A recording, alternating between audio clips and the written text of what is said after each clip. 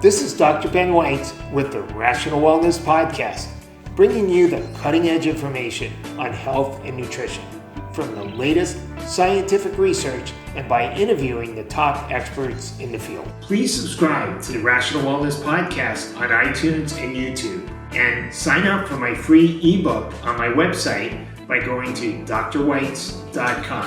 Let's get started on your road to better health. Hello, Rational Wellness Podcasters. Thank you for joining me again today. For those of you who enjoy listening to our Rational Wellness Podcast, please go to Apple Podcasts or wherever you listen to podcasts and give us a ratings and review. Also, you can find a video version on YouTube. And if you go to my website, drweitz.com, you can find complete transcripts and detailed show notes. Our topic for today is longevity with Dr. Steven Gundry. Longevity refers to length of life. There's a bacteria that's over 250 million years old. There's a type of clam that can live up to 500 years. And the longest living mammals are whales, which can live for over 200 years. It's generally thought that the limit to human lifespan is approximately 125 years, with only 48 people in recorded history making it to age 115. And one recorded person making it to 122. The average lifespan is the longest in Hong Kong at 84.7 years, though I suspect that may be changing there with all the stress associated with what's happening. And the average lifespan in the US is approximately 78.8 years. What may be more important than the lifespan is the health span, which is the number of years a person is healthy.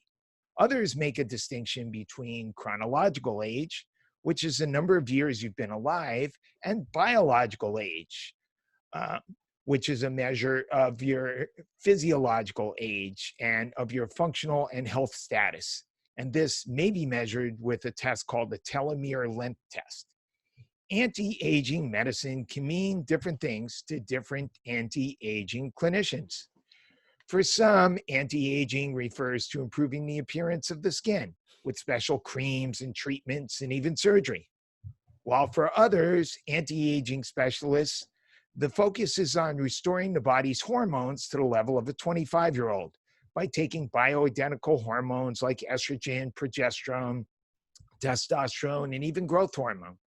For others, it means researching the reasons why aging occurs and finding interventions, whether they be changes in diet, lifestyle, exercise, or the use of medications or nutritional supplements to positively impact these biological pathways and processes.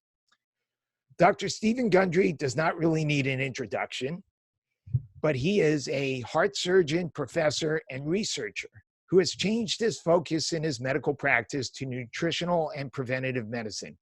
He's the director of the International Heart and Lung Institute in Palm Springs and the founder and director of the Center for Restorative Medicine in Palm Springs and Santa Barbara. He's the best-selling author of Dr. Gundry's Diet Evolution, The Plant Paradox, The Plant Paradox Cookbook, The Plant Paradox Quick and Easy, and his latest book, The Longevity Paradox. Dr. Gundry, thank you so much for joining me today. Hey, thanks for having me on. Looking forward to this. Absolutely. So I just wanted to start by saying I've been following your work since listening to an interview that you did with Dr. Bland in 2011 on his functional medicine update. It was kind of before podcasts were popular. And, I was a subscriber for like 25 years. At first we used to get these little cassette tapes that we would pop in, and then we would get these CDs and anyway.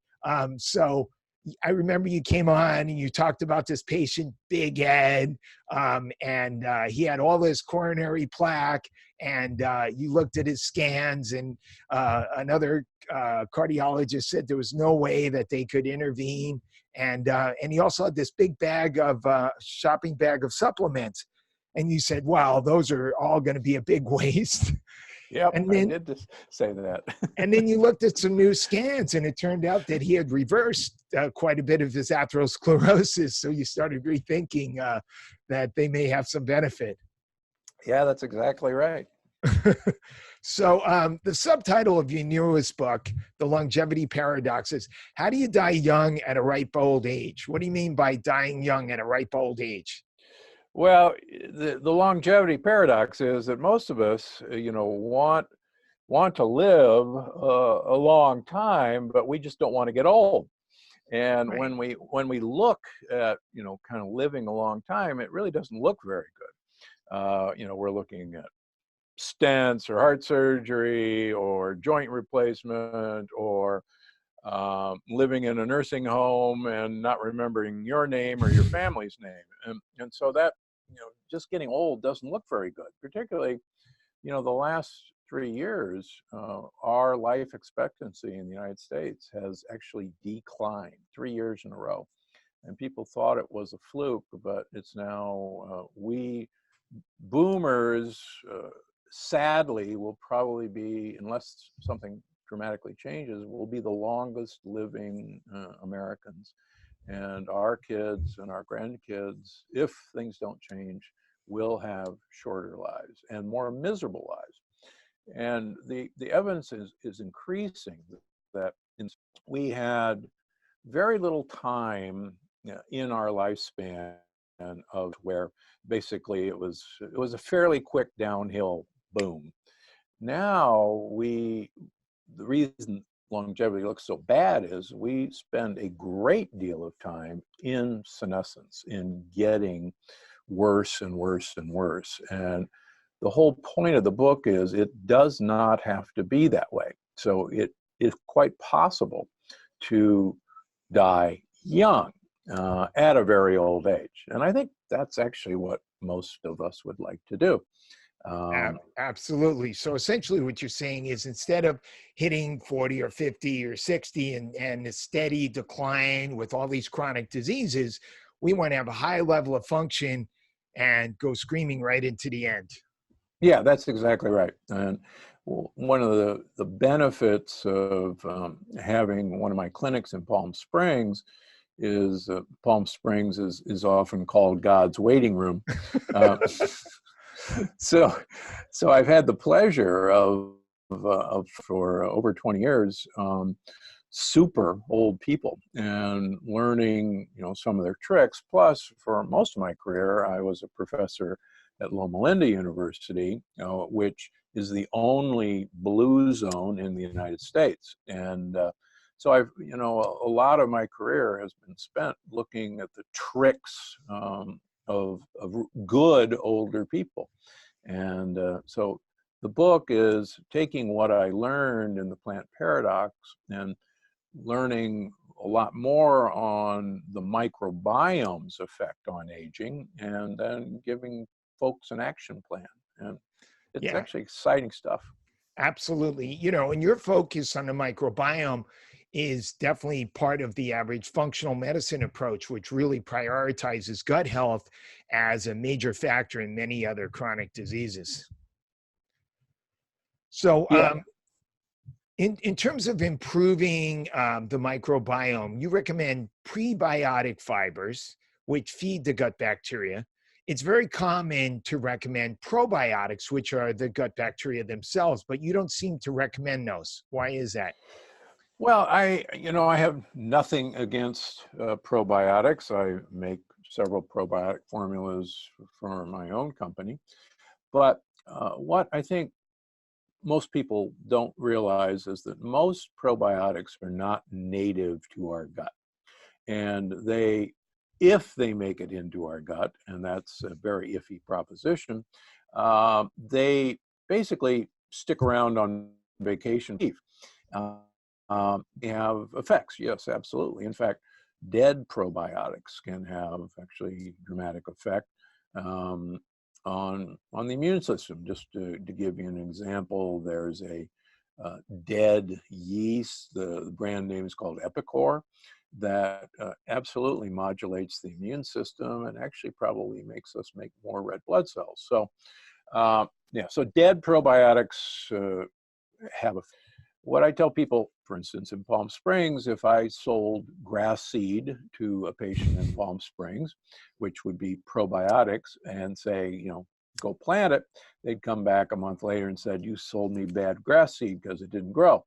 And I said, well, what'd you do? And they said, well, I took it out in the desert and sprinkled it around. And I said, well, did you water it? Well, no, you didn't tell me to. Well, did you fertilize it? No, you didn't tell me to.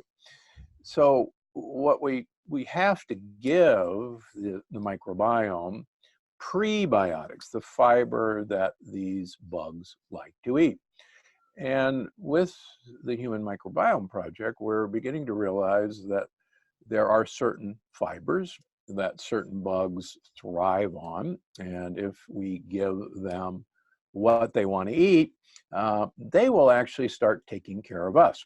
We're sadly or fortunately a condominium for bacteria. And they outnumber us. There are 100 trillion of them. And if you actually look at our genetic makeup, about 99% of all the genes in us are non-human genes. They're viral and bacterial genes. So most of what's going to happen to us, as I talk about in the book, is not our heredity, is not our genes that we inherited, but the effect, particularly on environment and the microbiome, on our epigenome, on turning off and on genes. And that's actually what's exciting about this research, that our fate is not fixed in our genome, but our fate is actually tied to our bacteria. And, right. And we can feed them what they want. What do you think about fermented foods like kimchi and sauerkraut and things like that? Yeah, so I think it definitely has a place, but we have to remember that fermentation was one of the oldest forms of breaking down lectins in food. And fermentation is a really good way of bacteria and yeast eating lectins in plant materials. In fact, the Incas, who knew how toxic it was, they had 3 preparations for quinoa. They soaked it for 48 hours and changed the water. Then they allowed it to ferment, and then they cooked it. And it's in the package directions. Fermentation was a really good way to break down lectins. And it gets back to the same thing. Probably most of the probiotics in fermented foods don't even survive gastric digestion, but they can have compounds that educate our immune system. So, but ferment as many things as you can, because it'll break down lectins. How's that? Okay, sounds good. So speaking of lectins, that's one of the more controversial things in your books. And, one of the issues people have with it is there seem to be all these foods that people have eaten for many years that seem to be healthy, like legumes and lentils and hummus and potatoes and tomatoes and cucumbers. And, a lot of people seem to be really healthy eating these, don't seem to have any reactions. So, how can it be that these lectins in these foods are really harmful? And then the other question is, since we now can test for lectins and we can test for our sensitivities to eating these foods, wouldn't it make more sense to test for those food sensitivities and lectin sensitivities and then decide whether or not it's okay for our individual bodies to eat them? Yeah, and we do that often with patients who are really on why they continue to have an autoimmune disease despite a pretty good elimination diet or eliminating most common lectins. But unfortunately, insurance doesn't pay for these tests. And we found that eliminating most of the major lectins from most people's diets have a profound effect on the inflammatory markers that we do measure. In fact, I just this year published another paper in the American Heart Association at the vascular biology meeting, where we showed that lectins are a major cause of vascular inflammation, and removing lectins from the diet of several hundred people showed that vascular inflammation subsided, and reintroducing lectins caused the vascular inflammation to reappear.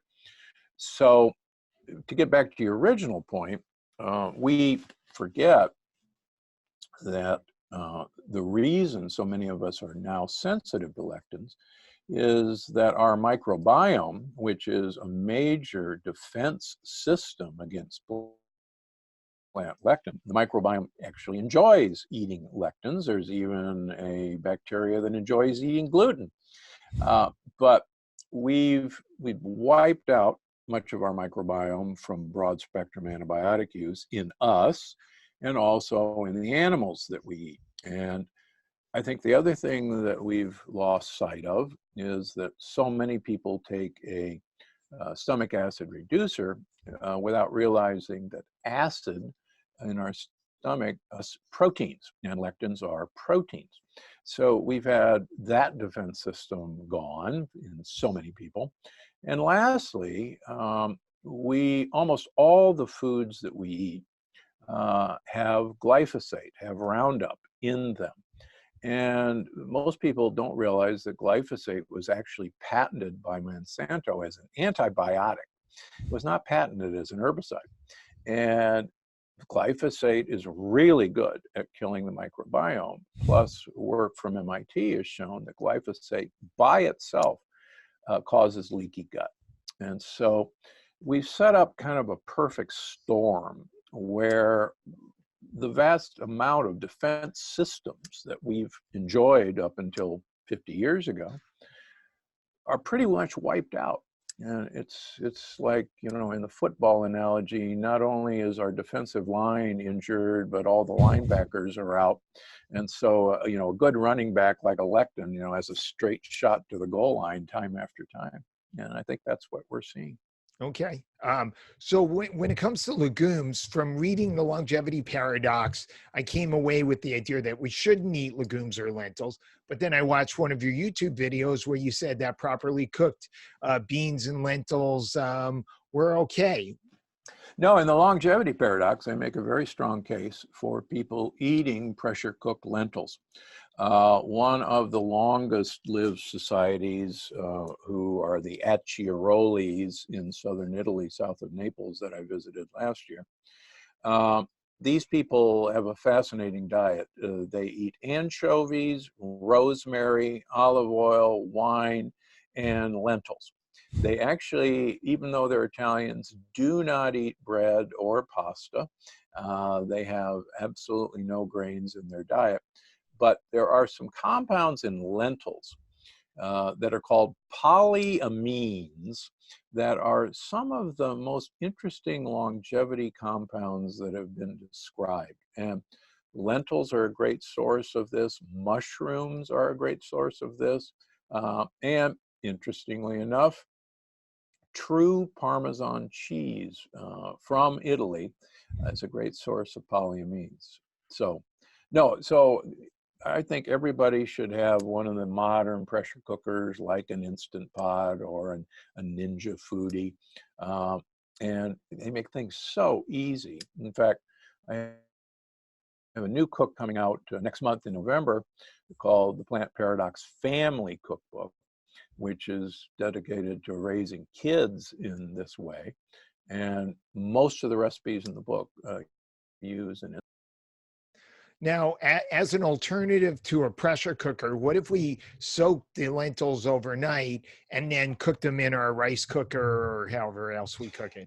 Yeah, and if you, I spent a lot of time in working with chefs in Italy and France, in Spain and Portugal, learning, you know, what their tricks were.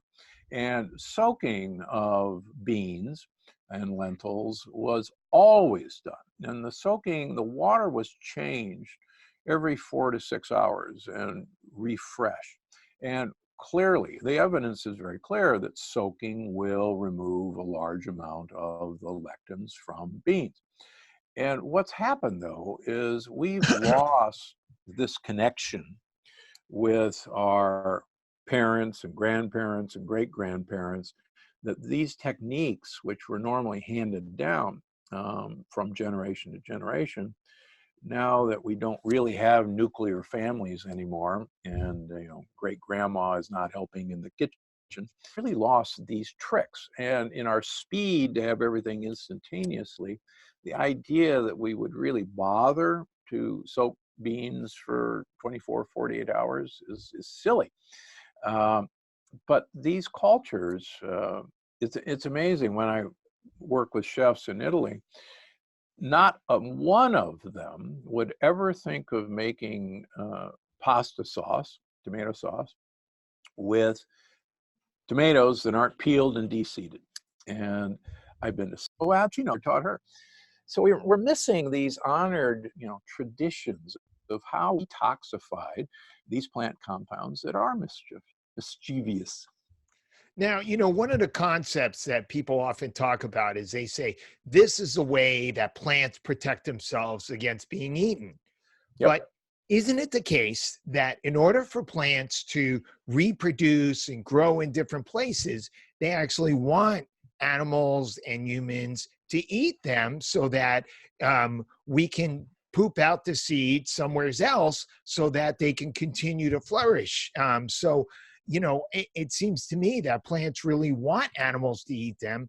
Perhaps the lectins are just there to discourage the bugs from eating them, who really are not going to proliferate the seeds.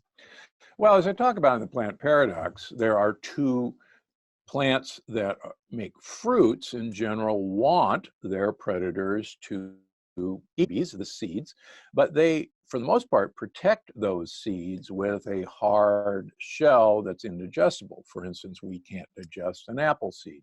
We can't digest a flax seed. And just as an aside, I laugh when I see all these flaxseed crackers with whole flax seeds or flaxseed cereal, and we cannot digest the outside of a flaxseed, which is why we have to grind them. So they don't use, because they can make a hard shell, they don't use lectins to defend themselves. And they want the animal, their predator, to carry their babies off someplace else and poop them out, away from the mother tree. On the other hand, grasses don't want their babies carried out. They've got an open space and they want their seeds to fall directly to the ground. So they use a system, primarily lectins in the hulls, to dissuade a predator from eating their babies. And I think that's a very important distinction that many people miss. The other distinction that people miss, that I learned as a young man growing up in Omaha, with the green apple two-step, we often like to eat green apples long before there was a Granny Smith. These were immature apples. And there was a very high lectin content, mature fruit, to dissuade the predator from eating it before the baby seeds could. That system actually caused pretty impressive diarrhea and abdominal cramps, and you usually learned your lesson very quickly. So that's one of the problems, is so much of our fruit is now picked unripe in Chile or Argentina or Mexico and then flown long distances. And then we ripen that fruit with ethylene oxide, and we never get the switch that turned off or decreased the lectin content as the fruit ripened naturally on the vine or the tree. So yeah, I think there's actually a big difference in the method of protecting seeds from being eaten. Okay, interesting. So you state in the longevity paradox that it's a myth that the Mediterranean diet promotes longevity. Haven't there been a ton of studies showing that the Mediterranean diet is associated with lower rates of heart disease and longevity, et cetera? And actually, since the Mediterranean diet tends to emphasize lots of vegetables and olive oil, which I know you're a big fan of, and even nuts and fish, is it really the case that the Mediterranean diet does not promote longevity? So interestingly enough, the work by Stefan Lindeberg in his book, Food and Western Disease, which I highly recommend to anyone, he shows data that grains and beans are a negative aspect of the Mediterranean diet that are compensated for by the positive aspects of the Mediterranean diet, which are the examples that you mentioned: red wine, olive oil, fish, fruits and vegetables. And so people, when they hear Mediterranean diet, think, oh, healthy grains and beans. But his point in the research on that, I think, should be noted. For instance, the Sardinians, one of the blue zones, have the highest incidence of autoimmune disease in Europe. And it's because they eat large amounts of grains in their diet. But again, each diet is different. In the case I make in the longevity paradox is that people who applaud blue zone diets as groups that eat large amounts of grains and beans somehow either haven't visited these places or don't actually see what people eat. For instance, the Okinawans. The only actual description of the ancient Okinawan diet was made by the US government military occupying forces in 1949. And the Okinawan diet was 85% purple sweet potatoes, blue sweet potato. They ate about 5% of their diet was rice, but it was white rice, not brown rice, because they got rid of the lectins in brown rice. And another about 5% of their diet was fermented soy, miso, and natto, not tofu. And so there's an example of a longevity, great longevity that doesn't eat grains and beans for the most part. Even Loma Linda, where I was a professor, the primary protein source in the Adventist diet was texturized vegetable protein, TVP, which we made into mystery meats of all sorts. And this is defatted soy meal that's extruded under high heat and high pressure. In other words, it's pressure cooked soy meal. And that was the staple, and nuts was the staple of the Adventist diet. 3 of the blue zones use a liter of olive oil per week, which I highly recommend. And again, the Achiroles, which is the newest discovered of the blue zones, they don't eat grains and they eat lentils, but and they eat olive oil and anchovies. So the one thing that keeps all of these blue zones, I think, together is that, interestingly, they have very little animal protein as a part of their diet. That's the common factor of all these.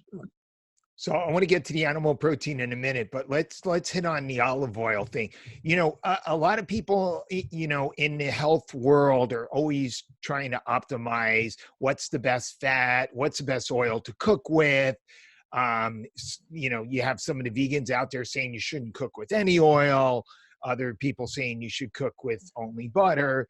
And then, olive oil was the big oil. And then everybody said, no, it burns very easily at, reasonable temperatures. It doesn't hold up under high heat. So we have to go to coconut oil or we have to go to avocado oil. And everybody's searching around trying to find the perfect oil. And I know you feel that olive oil is not as problematic as some people think for cooking, right? Correct. Olive oil has a low smoke point, but it actually is the least oxidizable oil of any oil studied. And we've had actually 2 olive oil experts on my podcast, both of whom say the same. Now, what's the difference between the smoke point and whether or not it oxidizes? So isn't the oil getting damaged and creating free radicals? No, it actually is the least oxidizable of any of the oils. It actually beats coconut oil and avocado oil in terms of oxidation. Avocado oil and coconut oil don't have a very high smoke point. So that's why for frying. But olive oil has been used for frying for 5,000 years in the Mediterranean, and so far so good. Well, when you say it doesn't have a high smoke point, right, it has a low. Right. Smoke Right. does not mean oxidation. No, isn't that Not at all. damaging the oil? No, what's No, happening then? no, you actually smoke. It's like steam coming off of water. There's no damage to the water as you produce steam. I think that's where the controversy is. Yeah, People they have smoke point has nothing to do with oxidation. interesting. Yeah. Okay. And I learned this from I knew olive oil was, I had no idea it was the best until I was shown the research by two of my guests, and I went, son of a gun, you're right, look at that.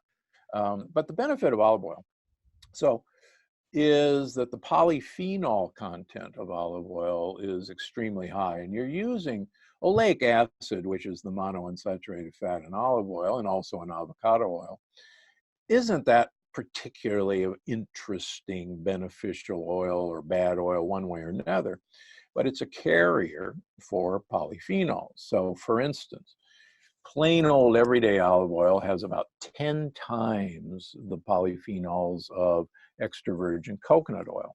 And if you agree with me and others that the more polyphenols in your diet, the better you're going to be long term, then you want a high polyphenol olive oil. And when I do olive oil tastings in Italy, I go and study olive oil producers and learn there is 1 cough olive oil, 2 cough olive oil, and 3 cough olive oil. And the coughing that it induces, and when we taste, we actually gargle the olive oil. Really? Really, we gargle olive oil.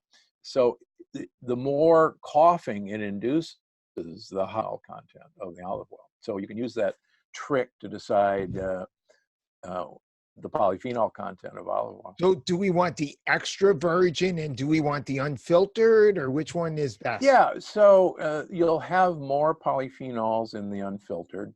Extra virgin actually only refers to the acidic level in the olive oil, and it has nothing to do with that the olives didn't have sex or something like that. Sorry, I couldn't resist. And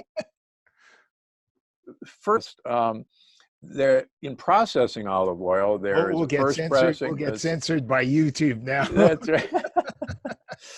So, but you should, if you can, get the Nouveau olive oil, first batch of olives, which are usually picked green.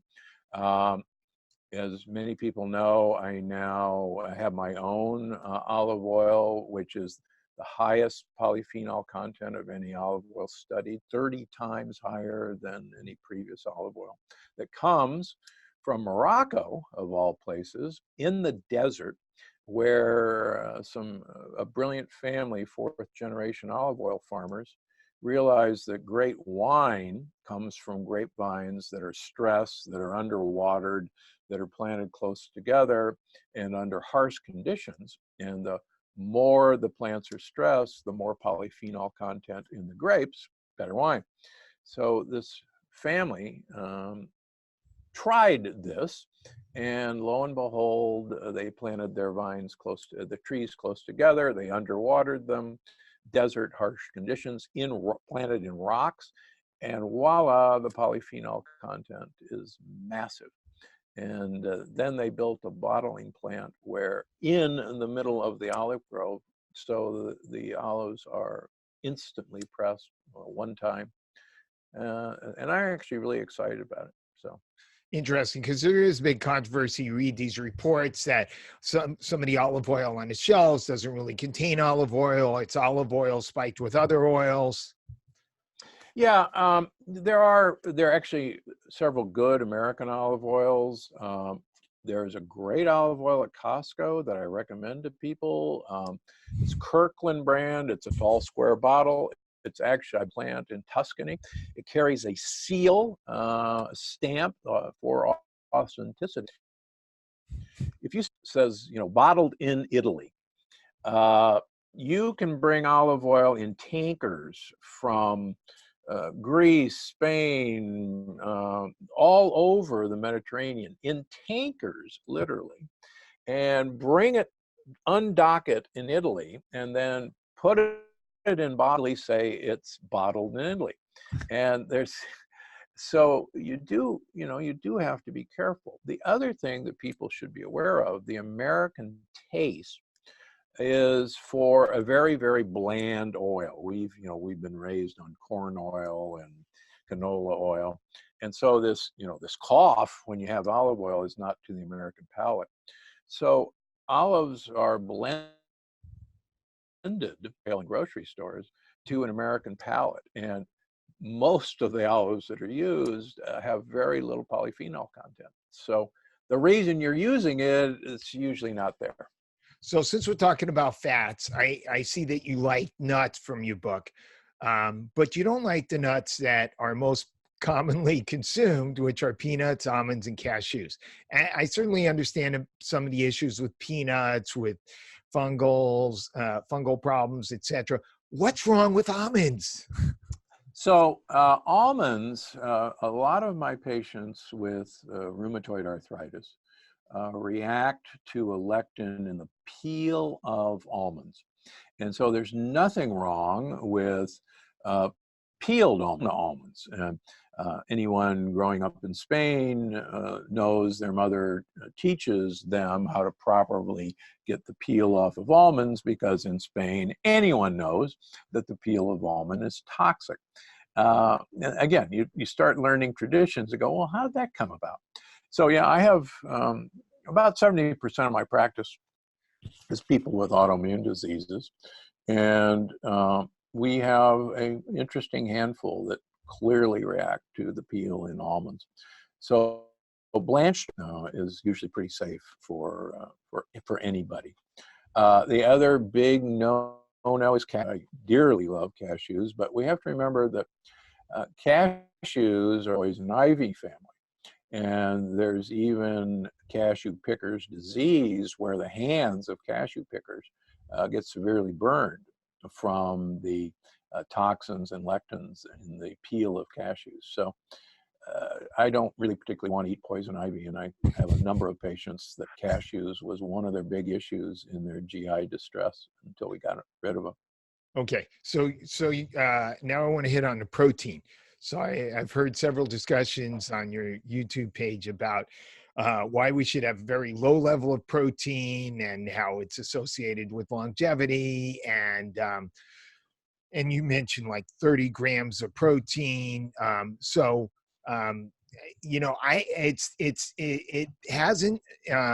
It hasn't been the case that my experience shows that. And then one thing in particular is, isn't there a big difference depending upon who it is, how much protein they're going to consume? So say, for example, me, somebody who's, worked out my whole life, very active, and, my BMR is about 3,000 calories a day. And so if I'm only going to consume 30 grams of protein, first of all, where do I get the other calories from? And second of all, don't I need more protein because I'm exercising more, I'm doing, heavy resistance training, et cetera, et cetera? Well, number one, I recommend that people, if they're going to have animal sources of protein, they should limit their animal source of protein to 20 to 30 grams. Plant protein, on the other hand, is pretty unlimited in the amount that you can tolerate. And the reason, but shouldn't it matter if you're a 110-pound woman or you're, a 200-pound guy who's very active?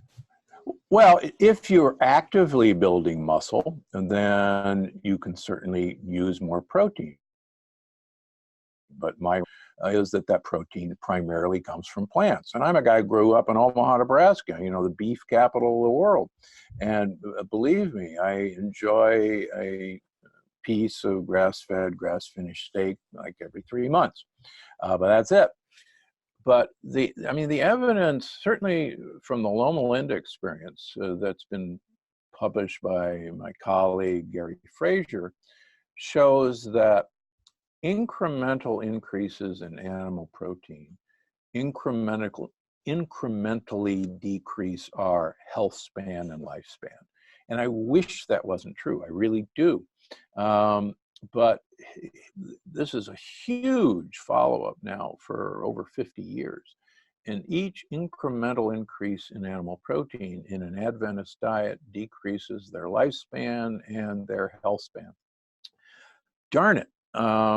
So I think, again, I've come to this, sadly, I really have, that there are components of animal protein, amino acid profile, that increases our insulin-like growth factor. And if you look at super old people, particularly in my practice, folks 95 and above who are thriving, they run very low insulin-like growth factors. Most of them are in the 70s, 80s, some of them are in the 50s. Work at St. Louis University with the Calorie Restriction Society show those people, when they were transitioned to restricted vegan diet, dramatically dropped their insulin-like growth factors.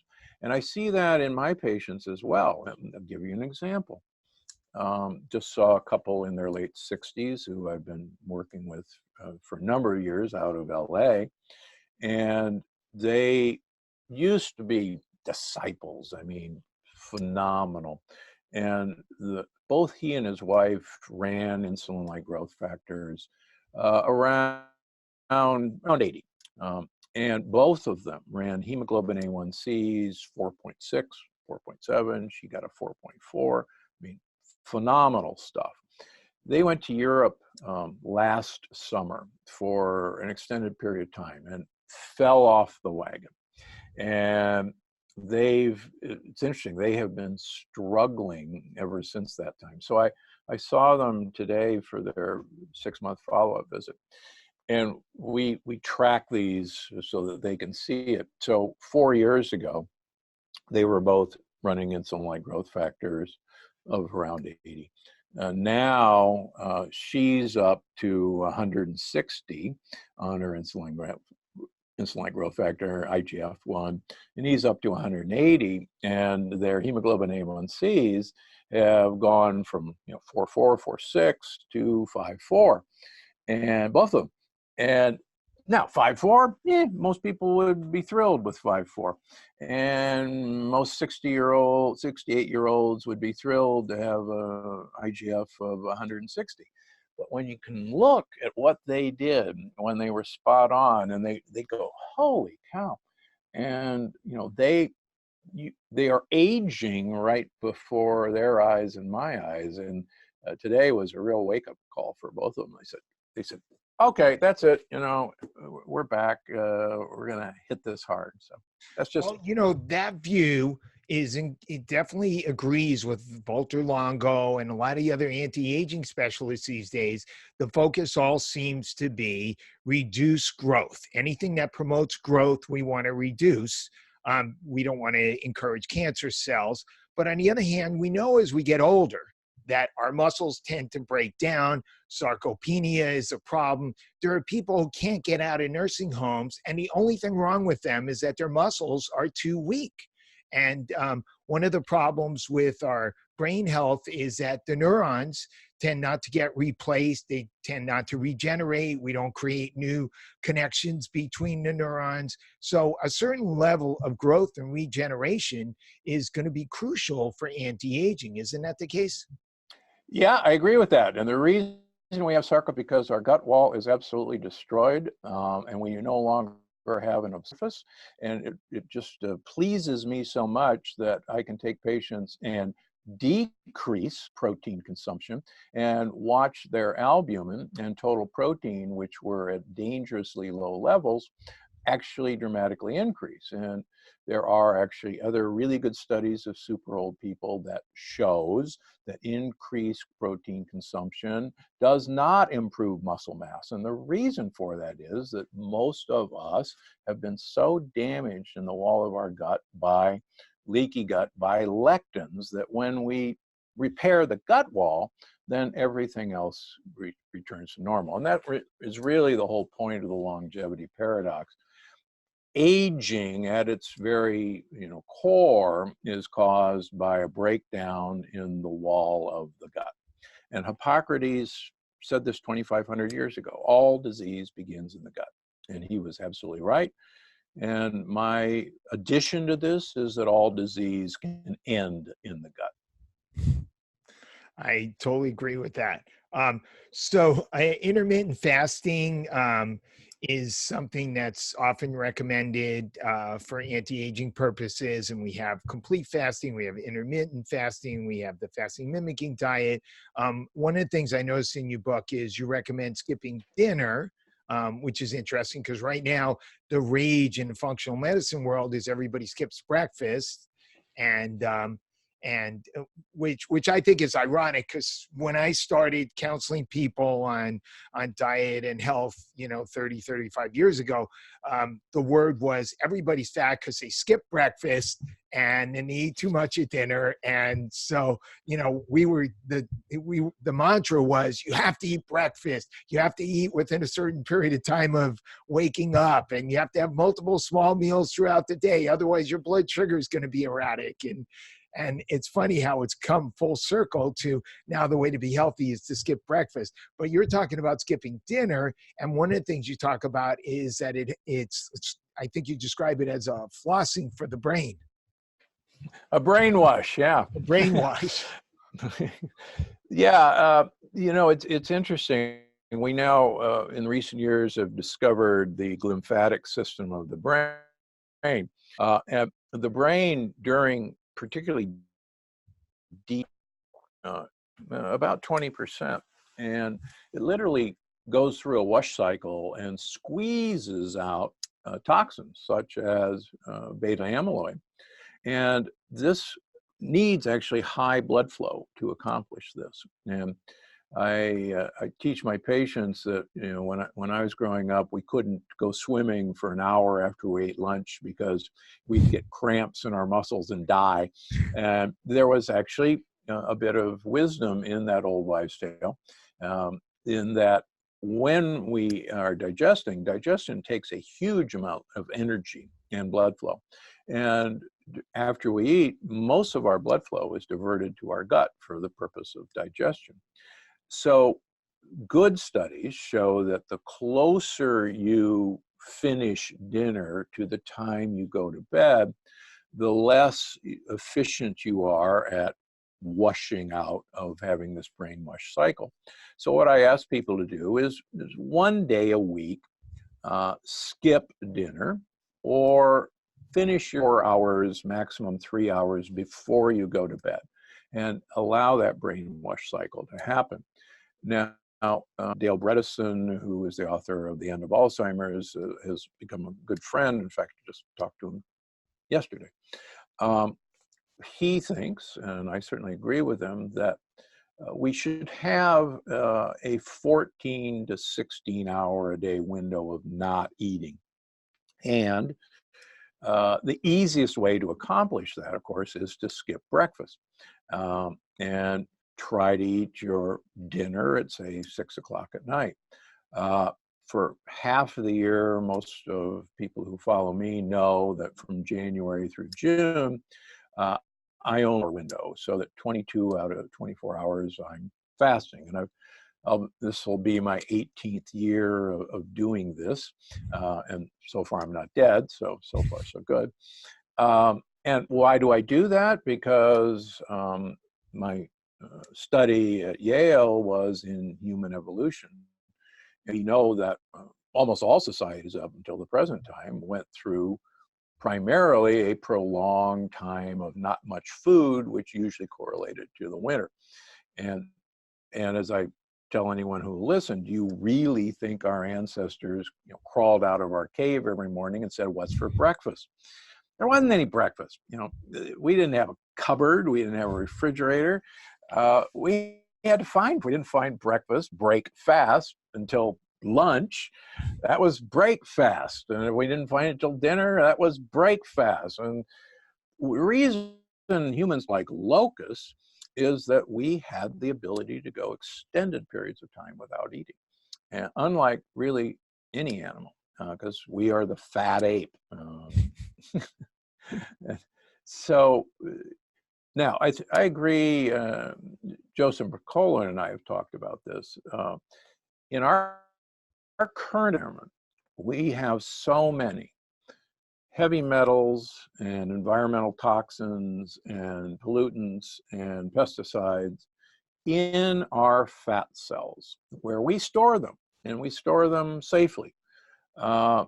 If we undertake a fast, even a 3-day fast, we have to realize that these toxins come out of our fat cells, and we have a horrible system of excreting heavy, emulsifying these products, and we actually reabsorb the heavy metals from our gut. And so the idea that in our modern society, a 7-day fast right off the bat is a good idea, I think that's bad advice. And there are ways to do this safely. Many of us make a supplement to help with this process. Mine's called Untox, but you can get it from other. I think both his and my advice is this should not be undertaken just, hey, I'm going to do it, because it's amazing how these things accumulate in us. Yeah. If we did it 100 years ago, you're right. And remember, all great have fasting as a part of their process. And looking back, I think it was not, to pains to give penance. It was actually a health technique. And every religion, regardless of whether there's guilt involved with the religion, there are religions that don't have guilt. They all have fasting. Excellent, Dr. Gundry. So I think we'll have to wrap there. How can patients and practitioners get a hold of you and find out about your supplements and your books? So they can go to drgundry.com. My supplement site is gundrymd.com. I have the Dr. Gundry podcast, wherever you get podcasts, and I have 2 YouTube channels. You can find me on Instagram and Facebook. We do still see patients. I have a phenomenal physician's assistant who is a blessing. People follow my Instagram account. Her Halloween costume today is Halloween. She dressed up as Dr. Gundry. And it's hilarious. That's great. I should have dressed up as Dr. Gundry.